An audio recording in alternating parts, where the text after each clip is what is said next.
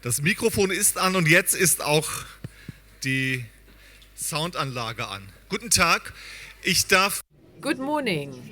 It's a little bit difficult, so this transition, coming, going, everybody who does not want to attend this panel, could you please leave this room?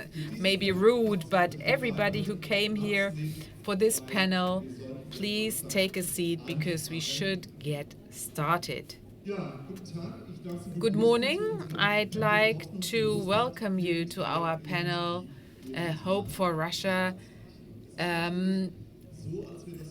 Somebody, somehow, sometime. So when we prepared this, Penn Berlin, together with Frankfurt Book Fair, some weeks ago, we were not the only ones that when we heard the term war, we first of all thought about Ukraine, Russia, and rather than about Israel and the situation in Gaza and so on. But the situation in Ukraine has not changed. The war in Ukraine is continuing. The situation in Russia, the Putin regime, still has the power in Russia, and this is what we'd like to talk about today. I'd like to welcome Professor Dr. Irina Sherbakova, born in Moscow, historian and specialist in German studies and co-founder of the human rights organization Memorial. Prohibited in Russia, they won the Nobel Peace Prize, but after the attack on Ukraine, she had to leave Russia and she lives in exile right now. I'd like to welcome Mikhail Shishkin, further to the right, born in Moscow as well, an author and essayist, the only Russian author who has won all three renowned Russian literature awards, translated a lot, awarded a lot, and since the 1990s he has been living in Switzerland. Dmitry Glukhovsky, to my right, also born in Moscow, and he is famous for his novel trilogy Metro, with an artificial universe that he created, and after the start of the war against Ukraine he had to leave Russia in August. Well, he wasn't present, fortunately. He was sentenced to 8 years prisoners camp, and maybe this is also a kind of award for his activities as an author. And, of course, on the very right-hand side, only geographically speaking, Claudia Roth, you know her, born in Ulm. And she worked as a dramatist, as a manager of a band. Then she became a politician since 2021. She has been Minister of State for Culture and the Media. A quite complicated title. So a very warm welcome to you as well, Claudia Roth. I'm Deniz Yücel. I'm a journalist. And normally I work for the Welt newspaper, and together with Eva Menasse, I'm a spokesperson of Penn Berlin, and together with Frankfurt Book Fair, we have the honor to host this panel with these wonderful guests.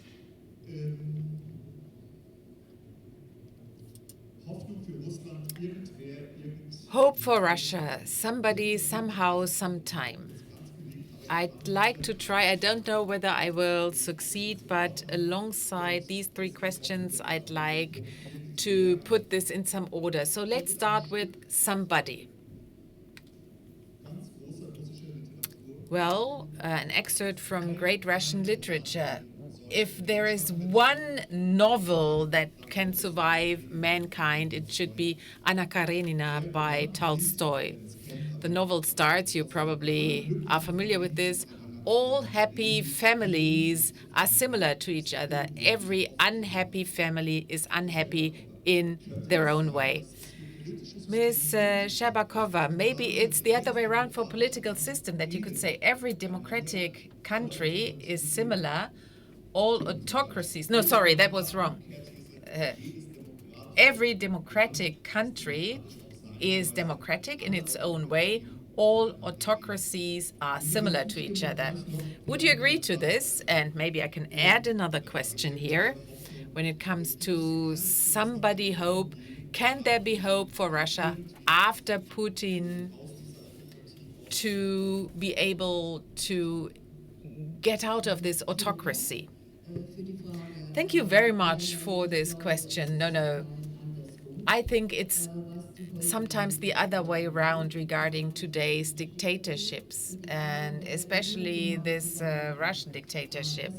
In this context, I think it explains this difficult understanding that it has taken so long up until in the West, in Germany, people started to understand where we are heading with Putin.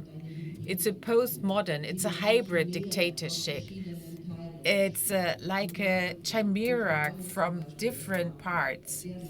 And for quite some time, a lot of contradictions in politics. With one hand, we accept the victims of Stalinism, of terror, and with the other hand, well, we have Lenin lying in his mausoleum. And, you know, these illustrious examples, postmodern examples, and let's think of the renaming. Leningrad now was called St. Petersburg, but it's still part of the Leningrad region. And this is really very symbolic when you think about the system or the regime and the lack of uniform ideology. I think this really brings about this illustrious picture. Maybe one last sentence here. Very often you compare it to old times and you say it's similar to Brezhnev, it's something is similar to Stalin. Yes, we see some details here and there. I mean, a dictatorship is a dictatorship. It abolishes freedom, and so they are similar on the one hand. On the other hand, however, still, we see some elements of market economy, and they are here to stay, and they give this regime a good foothold because it's not a planned economy. So they want to fight sanctions, and they do so quite successfully. So the question is more complicated than it looks at first sight. Maybe a follow-up question. You said maybe Stalin's era, Brezhnev's era, then Gorbachev, he changed the situation a little bit. And then, Gorbachev maybe turned everything upside down. But my question here would be, is it possible, what do you think, that the next Gorbachev or the next Khrushchev comes from this apparatus? Or do you think there is nothing, there is nobody you could use as a new start? I'm a historian, and my subject is the past, not the future. And this is rather difficult. All this is mere speculation. It does not mean that we should not reflect all these scenarios, but what comes down to is that all these are speculations. Russia is different. It's not a Brezhnev regime. I alluded to the elements of market economy. This is quite important. It is quite important that in the old political party system, at times of Brezhnev, people didn't have a lot to lose, people who had the power. And the best example maybe is Honecker. Honecker, I mean, what he had, that's ridiculous compared to what Putin and people surrounding him have. They will defend this. They will definitely defend this. And this is a very serious fact. Maybe I can add something else. At the moment, there is no other chance for Russia when it comes to the far future or whatever than losing the war against Ukraine. If this does not happen, the picture is really bleak. Dmitry, your last essay, Stories from My Homeland, this is the last one that was translated into German. You learn a lot about Russia. It's quite entertaining, but we don't see reason for hope. At least when I read the book, I didn't see a lot of hope. However, I read it about 10 years ago. But there was a protest movement against Putin when he was accused of manipulating the elections in 2011. You were involved, weren't you? Yes. So what about the people who protested at the time? Why did the protest movement disappear? Or do you think there is hope that maybe new protest will develop, that maybe can topple the regime? Well, what I think is what is happening between Russia and Ukraine. The reason here is that Russia did have a future. There was a generation that only wanted freedom, wanted to have a normal life. And the generation that was oriented towards an open world. So for Putin, it was so important, the people between 20 and 40, to return them to slavery. My generation and the younger generations, they are no slaves. So war, mass sacrifice, I think you can call it, by spreading violence and fear, and making sure that the state now has the right to kill people without any good reason. So the state now has this power again. And I think this was the main reason for the war. Russia's imperialism, okay, and opposition against the Stalinist past and so on. This is all true. But this new generation was a threat to Putin's regime, and they had to be returned to slavery. And this is the very thing happening now. In 2012, when we, in 2014 rather, after the annexion of Crimea, we saw first movements. But then up to 100,000 people went out on the street to protest. Why was this possible at the time, and it is no longer possible now? In order to understand this, we have to remember that after Medvedev as an interim president, he made sure that Russians had more freedom, and his ideology was, well, now he's completely crazy and he says strange things, but 10 years ago, he kept telling people that he was in favor of freedom. Freedom is better than no freedom. This is what we heard. And for 4 years, we had the illusion that our country were to develop towards open-mindedness and freedom. And people got rid of their fear. And because we no longer had any fear, 100,000 people decided, irrespective of whether they would achieve something or not, but they knew they wouldn't be punished. They don't risk anything. This is why 100,000 people took part in the protest movement. I just wanted to say that in 1991, the last big demonstration of the Soviet Union, when we saw 1 million people in front of the Kremlin, all these pictures we saw. After 5 years of perestroika and liberalization, at the time in 1985, Gorbachev allowed us, the Russians, the Soviet people, to criticize those who had the power. And during the 5 years of liberalization, perestroika, and glasnost, we lost our fear. Now with Putin, the fear is back.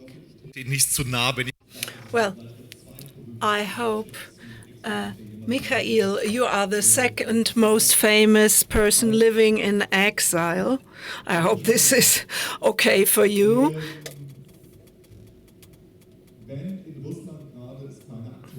If there are no real players in Russia supporting a democratic process or initiating it, what role can dissidents, intellectuals, artists play living in exile? We know some examples from other countries, maybe even from Russia, that persons living in exile have tried to construct something. Or is it that Putin is glad they don't live in Russia anymore? They are away from his feet, they are gone, so they cannot be dangerous to this regime anymore, to his regime.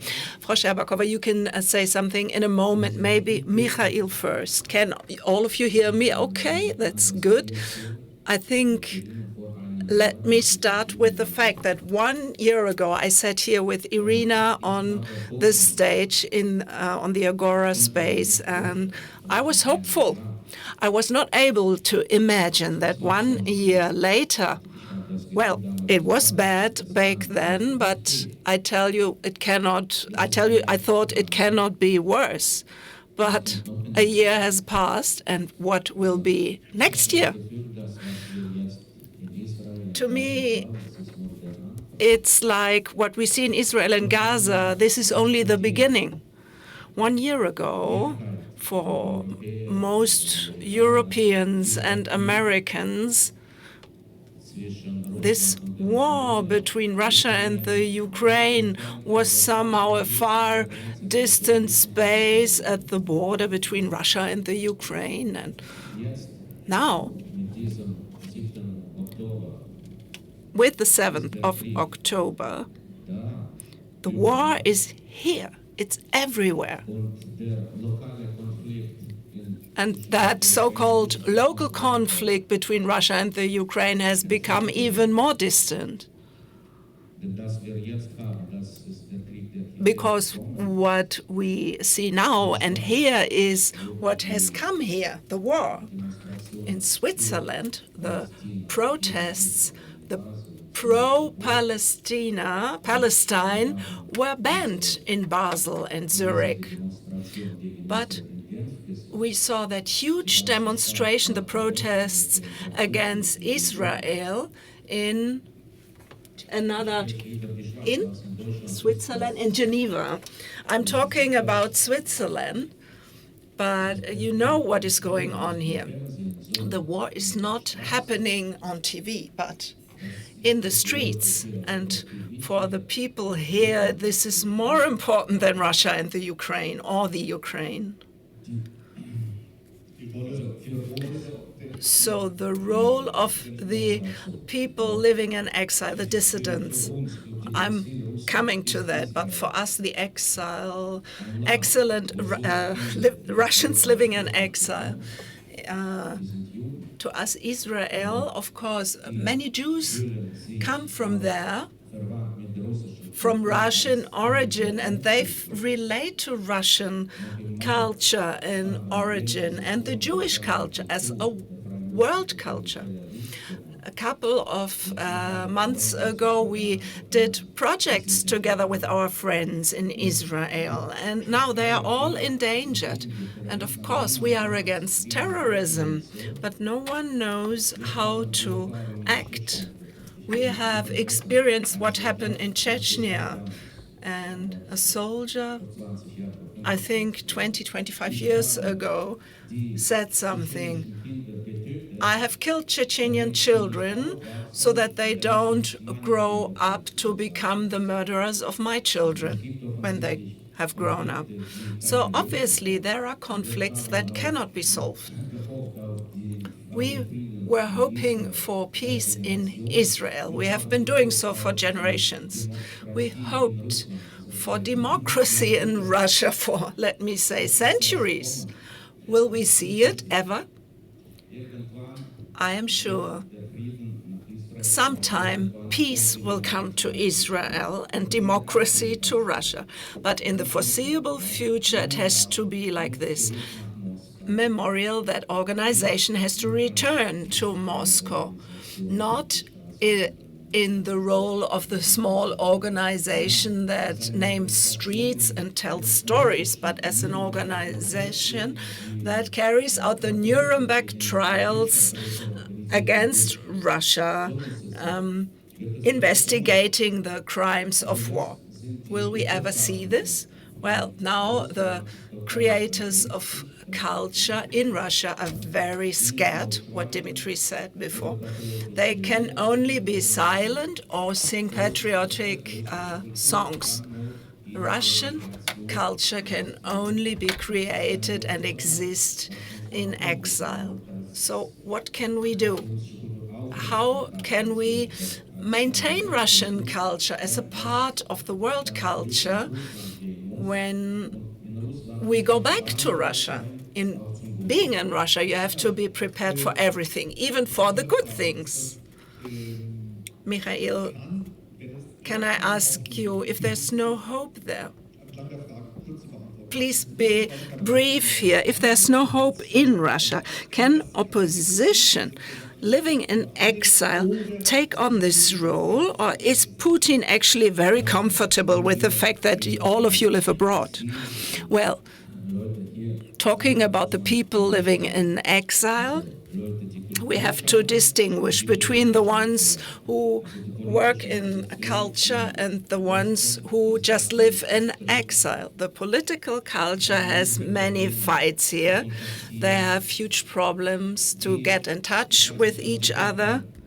I don't know if they fight against each other or more against Putin's regime. Unfortunately, we have to say. I'm not hopeful on these political positions of those who live in the West. To me, it's more the cultural opposition here in the West. These are the only ones who can help us against Putin's regime, because this is the form of existence of human dignity. Frau Roth, is it the task of the Federal State Secretary for Culture and the Media, is it your task actually to support the cultural forces, the political and democratic forces? And if yes, I would like to understand, how do you do it? How does the federal government in Germany do it to support the people? Deniz, if I may, I just want to answer in just one sentence to what Mikhail said. I think all of us see it like this. The world is tortured and formed by conflicts, wars, unlimited violence. And the 7th of October is a day when this unlimited violence, these barbaric actions have taken place in a way we just cannot imagine. And I'm saying those who murder children, rape women, kidnap families, who, like the Hamas, also kidnap Palestinians, not only Jews, but also the Palestinians. They kidnap them, take them hostage. Who does this? Sacrifices this to barbarism, and we lose the foundation of humanity here. And like our previous speakers have said, there are no ifs and buts. They are our friends. Just think of the music festival Supernova. They are our friends, and they were hunted, they were attacked, and we have to be very clear in pronouncing on which side we stand. And I really don't accept it that in our streets, on our marketplaces, this barbarism is celebrated. There is no argument in the world for this action, and everyone has to take a clear stance here. And secondly, we are at the book fair here. We talked about the value of reading. So just let me put this into context, and then I'll answer your question. But Irina described it. How come that we have misinterpreted the development? What was it? Was it a change in economic relations and so on? And last year, Deniz and Eva, we met different people. We met Shadan and other authors from Belarus, and they said, why is it that you policymakers don't read our books? Why don't you read our poems, our novels? Why do you ignore them? Why are you surprised when in Belarus and the Ukraine something happens, some things go on? So this is the importance of literature and culture as well. Now, coming to your question, we have seen a debate since the 24th of October last year in Germany. And this, during the weeks of this terrible war in the Ukraine, with so many dead persons, with people, millions of people who lost their home and who are fleeing, which is a terrible war of disinformation, a war against culture. Well, the desperate people have persons and voices were uttered. People said we have to boycott Russian culture, everything Russian. And I have to tell you, it is my task, my job, and I thank you for inviting me for this. My job is to make it very clear that the Russian language is not, does not belong to Putin. He's not the owner of it. And boycotting the cultural events, I understand Ukrainian people saying, I just cannot bear this anymore. But there is another Russia that was described by Dmitry, the younger generation, the LGBTIQ persons who are terribly persecuted, the environmentalists that are condemned, but they just want to live in freedom. And we have to give them back their voices. And we have to take a stand against the boycott of culture. It is actually oriented against the critical voices who do not support Russia and Putin, who are victims themselves. And this is why it is our duty to try and say, how can we give a platform to these voices? Because they are not the enemies of Ukraine's victims. On the contrary, they don't want Russia to win the war, just as Irina said. We want to build a platform for this. How can we support these people in Russia? We have to be very careful so as not to endanger these people even more. But those expatriates who live abroad, the artists, the ones who do culture, and all the journalists. We have to give them a platform and opportunities. We have provided funds for journalists, for programs, the JX Fund. And also, by the way, President Zelensky said that Russian journalists can report in Russian and are not seen as, as just politically biased, but that they can report and that this takes an effect towards Russia. And so here we are trying to find a way to support this journalists' work. We have started last year and it continues this year at different levels. And how can we support Dmitry, Mikhail, or others, the ones who need to have their voices heard? Boycott angesprochen hast. Ich glaube, dass Well, referring to the boycott, I think, maybe this was at the beginning here in Germany or the rest of the world because people were not sure, or, people wanted to work with symbolism. But it's very often Ukrainian intellectuals who keep telling us, almost all of them, right now, I don't want to take part in a panel with Russian colleagues. In spring of this year, it happened with the Voices of the World Festival with my American pen friends, where Ukrainian guests said it was not about the panel, it was just about the presence of two Russian authors. If they are present, we will not attend. So PEN America took the, I think, wrong decision to tell the Russians not to come. So, we are sitting here with three people who were born in Moscow. We cannot change the situation, but we can do something. We as PEN Berlin do so in direct discussion with our Ukrainian colleagues.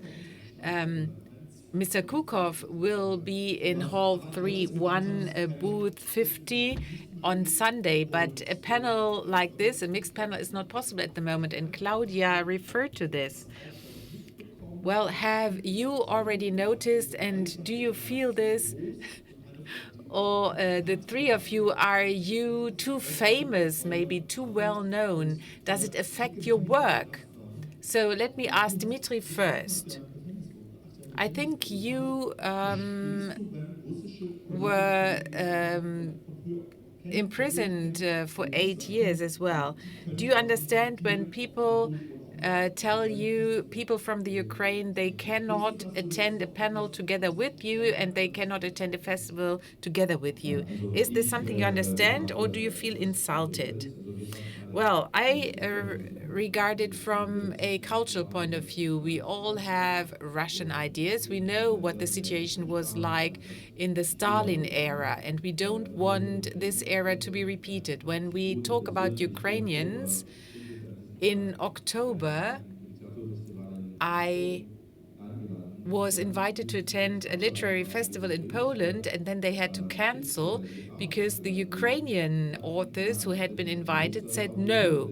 If there is a Russian author on stage, we cannot attend. And I said, I understand this, because in Ukraine they are under a lot of pressure from society who say, you must not attend such a panel because our soldiers are fighting at the front, and this enemy, of course, I am not an enemy, but I am Russian, I have a Russian passport, and so on. So for them, this is not acceptable. This was, funny. And, then I said, it doesn't matter, so to hell with it. If it's about Russians, I personally have to tell you that most of the friends I had in the Ukraine and Russia, they will stay my friends. I'm still in touch with them. But I do not ask them to maybe be on a photograph together with me. I do understand this.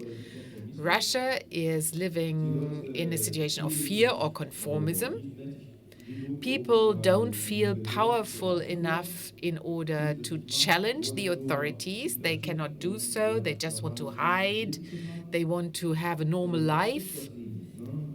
This is what life is like. Not everybody is a revolutionary. What I experienced in war is that there is a great deal of conformism, and terrorism is just an illusion. Most of the heroes have to have very, very strong reasons in order to be the way they are.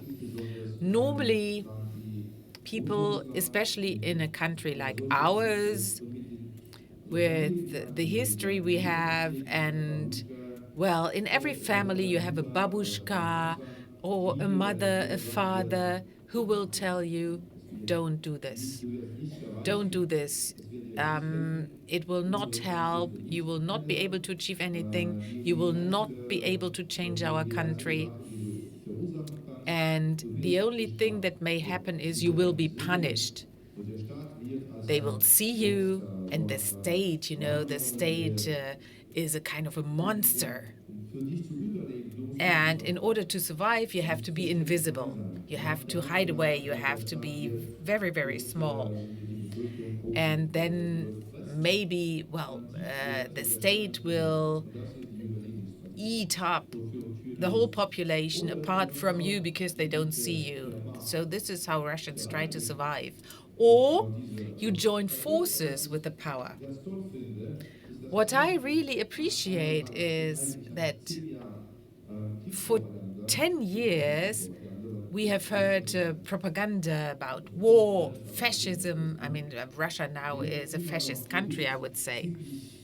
And Russians still are quite lazy, quite slow when it comes to turn into fascists. I mean, there are not so many volunteers in our army.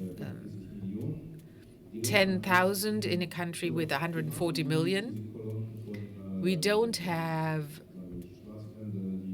these groups of black shirts marching through the streets, similar to the SA in Nazi times. And the mobilization that took place, well, this was only necessary because nobody wanted to volunteer. When you watch TV channels, you have propaganda and hate speech 24/7, that's terrible. Okay, maybe Irina, you wanted to say something, but let me tell you, maybe at the moment it is rather difficult to talk to each other in different ways. You do not always have to do this publicly. Yuli Achovich, the author, he was under pressure, and he, I think, attended a panel with Sorkin, or was it with you? Andruchovich. Didn't he attend a panel in Oslo or Stockholm? This is where he was, and then he was criticized so much in Ukraine that he does not want to repeat this. But I had another question in mind.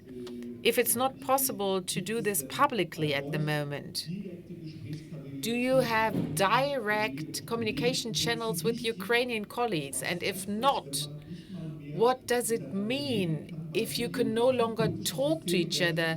Because then, inshallah, the political situation will change somehow, but geography won't. Well, I have to respond. Maybe two important things. What is really painful to Ukrainians, and here I think the accusations are justified. If you do not try to put yourself to the other side, when you keep observing the situation from the Russian point of view, so we are faring poorly during the war, we lost something, those people who left Russia. I mean, emigration is not a piece of cake. It is terrible. But without the people who still live in Russia and they are really poor and not faring very well,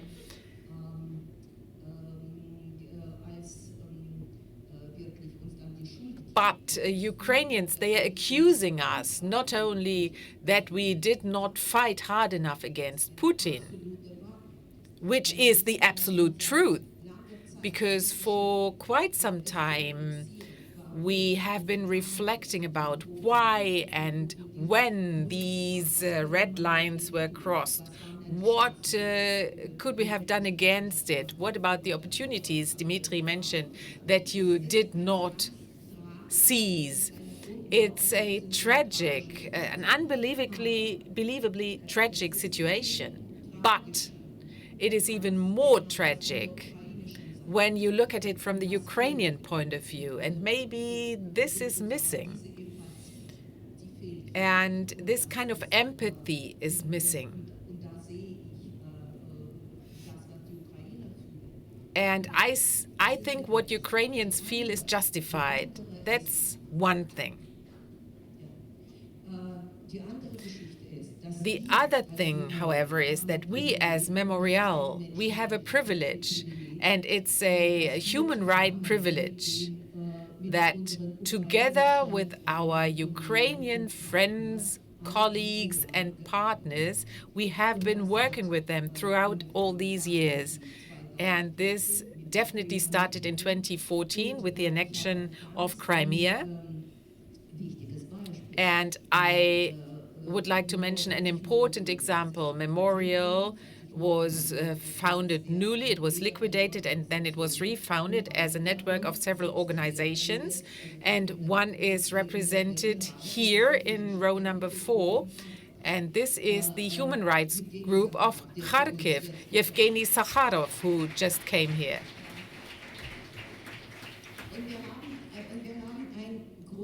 And we have a project initiated by Kharkov, and Fritz Bauer will present it 2 hours from now. It's called Voices of the War, where they collect documentation about crimes that have happened in the war against Ukraine, Russian crimes. Thousands of proofs have been collected, being translated into several languages, and 3 books have been published, and Yevgeny brought them in Ukrainian, Russian, and English. And I think this is a very important activity that really keeps us together. And the Nobel Peace Prize could only be accepted by us on this basis. Only for Memorial, this wouldn't be possible, this wouldn't be possible. Only in this situation for the human rights activists from Ukraine, from Belarus, from Russia, who oppose the war, who oppose Putin. And I think this is what really connects us. Okay, yes, understood. Sorry. I don't want to be impolite, but I had the idea of these 3 questions. Somebody, somehow, sometime. But Claudia, well, confused me here with the topic she raised, but I'm grateful to you that you raised the issue. But Mikhail, well, I have to comment this. War is everywhere. Sometimes I'm threatened by Russians who are against Ukraine. I received an email from Russia that Shishkin is a traitor, death to the traitor. And for me, it was very important to appear together with the Russian authors, with Korkov, with Sergei Zhay. We were in public in different countries. And on German radio. We discussed with Andruchowicz. We were at two different places. With Korkov, we had a meeting in April. With Andruchowicz, we had a meeting in Norway in August. This is what we need. You know, authors for world culture against barbarism.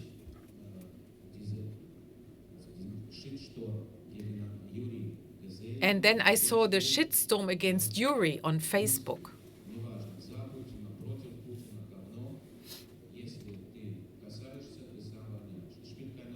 So it doesn't matter, is the Russian in favor of Putin or against Putin? It's shit. If you touch shit, you will stink. This is what other authors wrote to him. Authors who understand why we need to appear together. They are under such enormous pressure, as we just heard. And, you know, they behave like hostages. They don't have a choice. And in Gothenburg, you know, my colleague author wasn't able to come. And I really understand this. I can accuse the Ukrainians of anything, but I think this trench full of blood and suffering, I think there will come a time when we have to build bridges, and creatives and authors will have to build these bridges. So actually you raised your hand because you wanted to say something, Claudia, about the boycott thing, but before you answer, I just want to add something here. That is the question if your hypothesis against the boycott of Russian culture and language, saying that the Russian language does not belong to Putin, if maybe you can utter this also during your talks with the Ukrainians, not in front of the cameras, but behind, because I think you will reflect on the question whether you have a different standing in the Ukraine when you mention things like that, and it's easier for you than for the federal president. Yes, of course, I try. Not always in front of cameras, but it's not that what counts. I'll try this to understand the incomprehensible pain on the one hand. And this is why, together with Alexander Dikashenko, who stepped back as the Minister for Culture, and talk to him and see and feel the concern and the fear and this fighting about the question whether Dostoevsky's statue may be there or not. This is so tragic. Or Pokov, for example, who says, I actually write my books in Russian. Can I still do this? So he also asks himself, he's fighting with himself about this language thing. And wherever possible, I try to promote this. There are Russian, Ukrainian artists, Palestine and Israeli musicians in a special orchestra who play together. They say music is our connection. And one other thing I want to mention here, because you said, what can we do? This is the permanent question. What can we do? In my area, memory culture and policy making with memories in mind is very important. And I think it is also important that we take up our historical responsibility towards Russia, that we don't forget it. We as Germans, during the NS terrorism times, we have caused unimaginable terror, and we should not forget this when we talk about Russia. There is a different type of responsibility here. It is a responsibility to cooperate with people like Irina, because Memorial has been the most important archive collection on Nazi crimes, on forced labor. With statistics, you In your memorial archive, you keep the files and the names of the forced laborers. And this is so important in our work about historical events. With this, we can win credibility also in the face of this brutal, malicious revision of history that Putin carries out.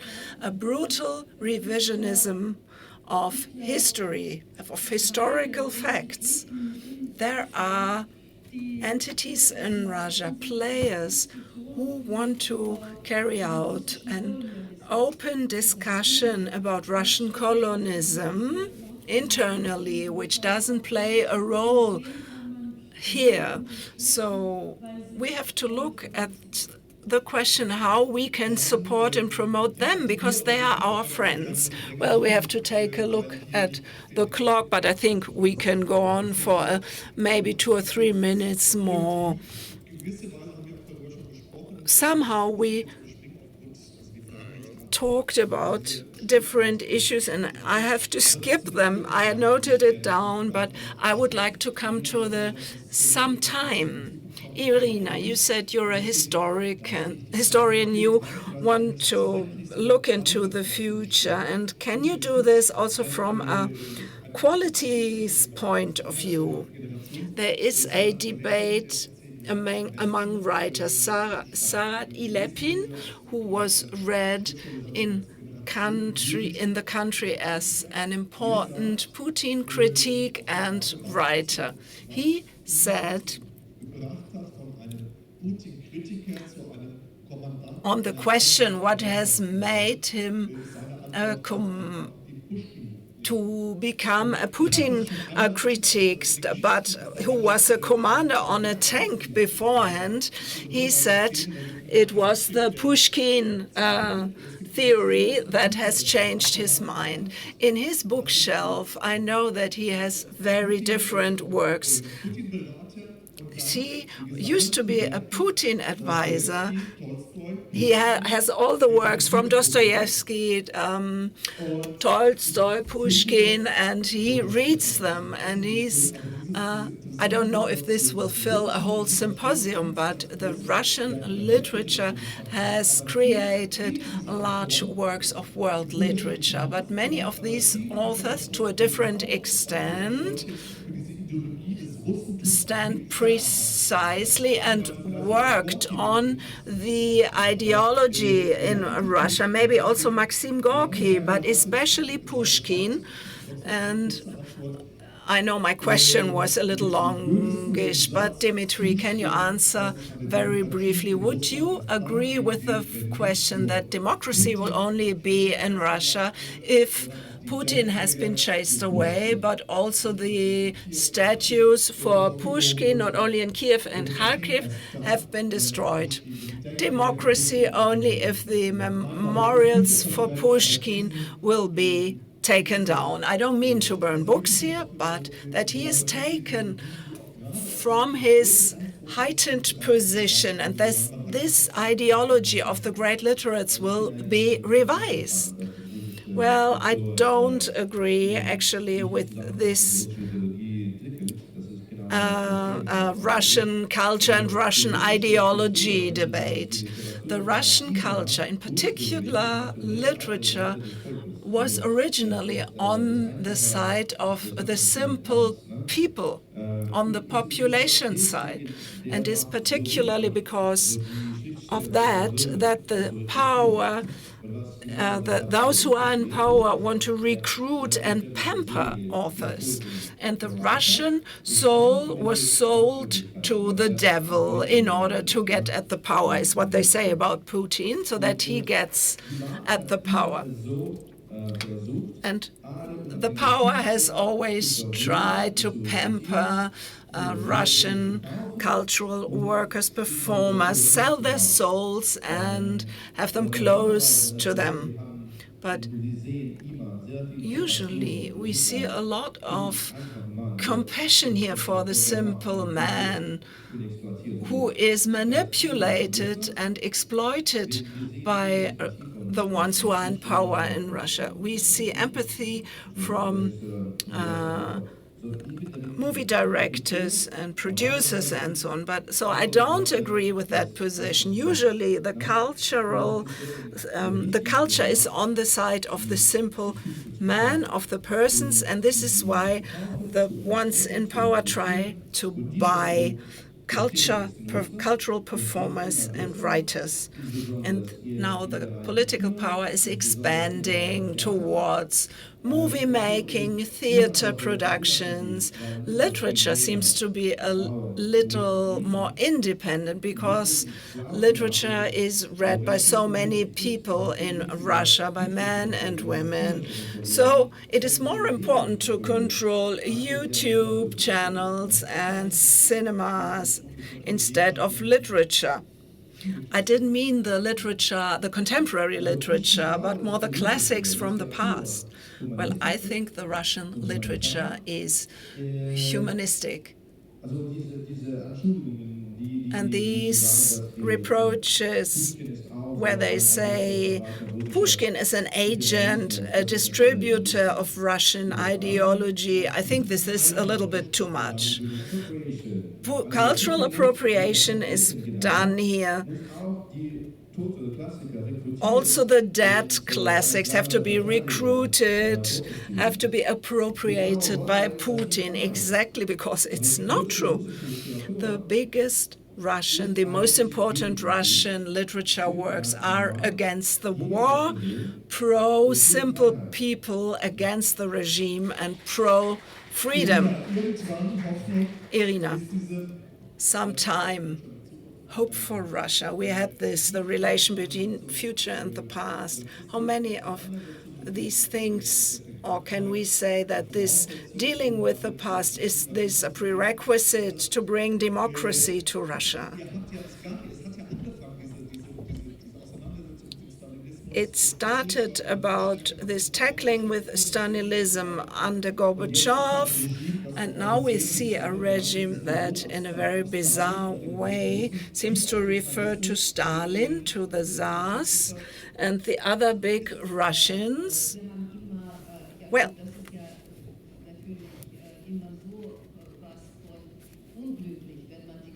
I think it is so unfortunate if we try to be like Cassandra and say, I've known this before, and this doesn't help a lot. But maybe the lesson learned is that we have embarked on this way, but we have lost the war. And we have always said it's not enough to say the words.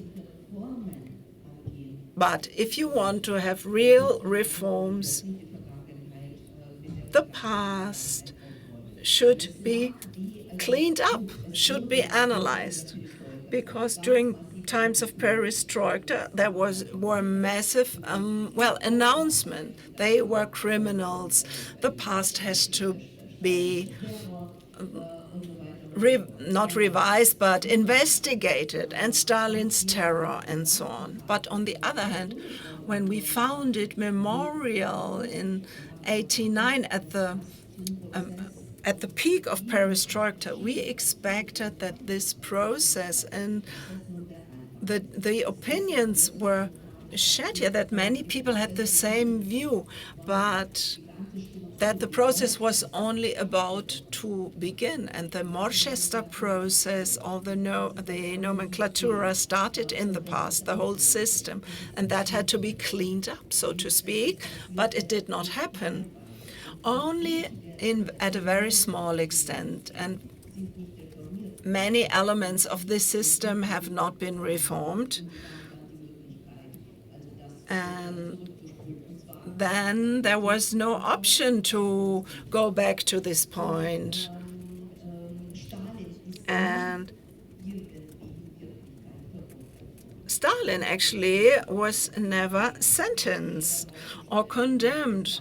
They put up the statues and so on, but there was no parliamentary resolution against the Communist Party, or there were no reforms actually. And so that was the road of the security systems and the security bodies. The people just took on the national positions. We see it everywhere now. What this brought about, and this is these memorials and the bodies on the road to democracy, they started when Putin came to power. And we see this, and they govern and they do the administration. This is the response to the question, what has happened? And also history and the abuse of history and this instrumentalization of history, what Claudia has said before, plays an important role in this war. Why?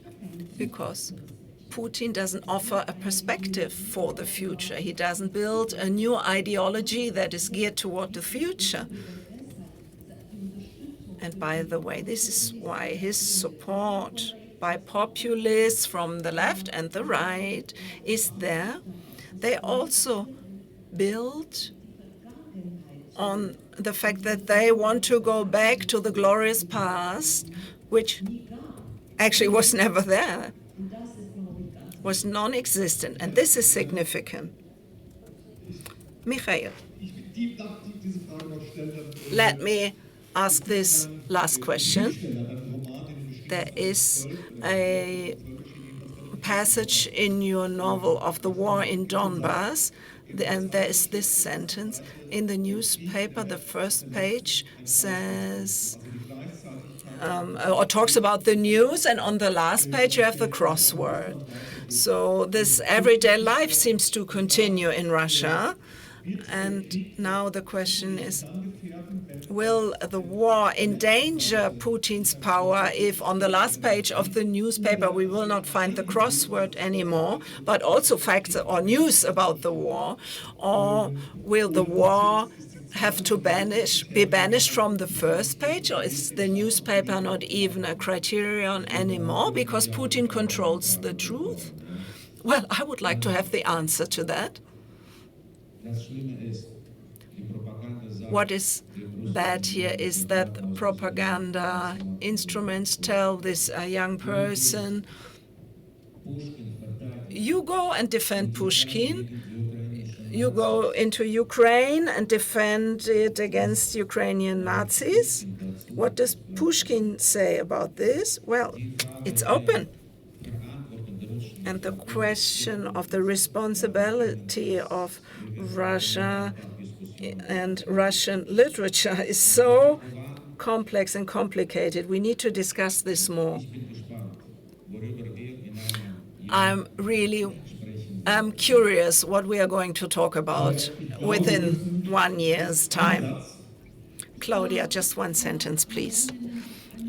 At the weekend, I spent time on a wonderful literature festival and was about utopia, how to talk about utopia nowadays. And we agreed on these visions that were described by Ernst Bloch, visions about the yet non-existence. And when the night is at its darkest point, the day is closest, the daybreak, the break of dawn. And what we are going to talk about within 1 year's time, I don't know, but a year ago we talked about Xinjiang Azadi. The Iranian liberation movement had just started. That was a big topic on the book fair 1 year ago, and we had a wonderful event at the beginning of this.